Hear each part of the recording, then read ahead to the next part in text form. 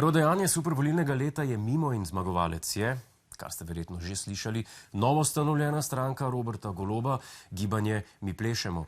Poglejmo, kako so se odzvali na prvo objavo rezultatov.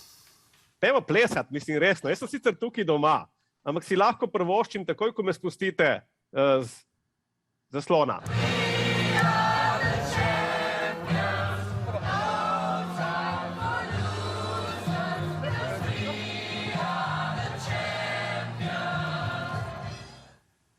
Ja, zmagali so nepričakovano, gladko in rekordno, čeprav je bila konkurenca v kategoriji plesa letos še posebej močna.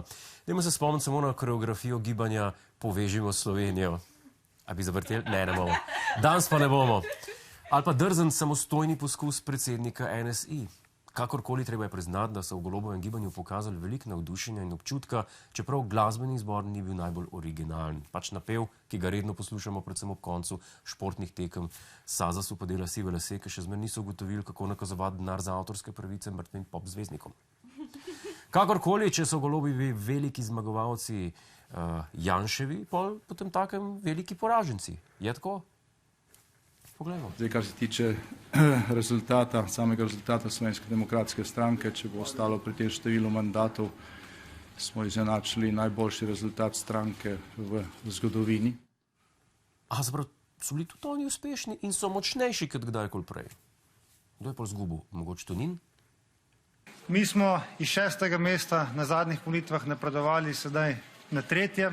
Pridobili smo dodatne mandate, pridobili smo tudi dodatno število glasov v absolutnem smislu. Tudi on ni izgubil. Bronasta medalja je seveda uspeh, to je res. Pa en dodaten poslanec ni kar tako. Zaenkrat so torej vsi zmagovalci, zato dajmo raje pogledati na nehvaležno 4. mesto. Zadovoljna sem prvič, ker nam je uspelo izpolniti tisti skupni cilj, to je, da smo zamenjali vlado Janeza Janše in to zelo prepričljivo. Čestitke Robertu Golobu in njegovi ekipi. Zgubili so tretjino poslancev, ostali brez kolajne, vsem so veseli. Meni je prav, očitno so bili na koncu vsi veseli, ne glede na rezultat. Lepo. Kaj pa tisti, ki so kljub vsem plakatom, spotom in stotinah kilometrov vožnje po slovenskih cestah ostali brez službe v državnem zboru? Nad rezultatom nikakor nismo razočarani, seveda ga nismo tudi veseli. Ker jih je podprl več kot odstotek volivcev, bodo v naslednjih 4 letih prejemali določeno proračunsko vsoto. Zakaj se dolgočasje le s posedanjem na dolgoveznih sejah, če lahko denar z proračuna dobivate tudi, če ste doma? Ali pa na izletu. Hej, preden greš, klikni tukaj in se naroči na naš YouTube kanal, imamo pa tudi TikTok, Instagram in Facebook, tako da le urno.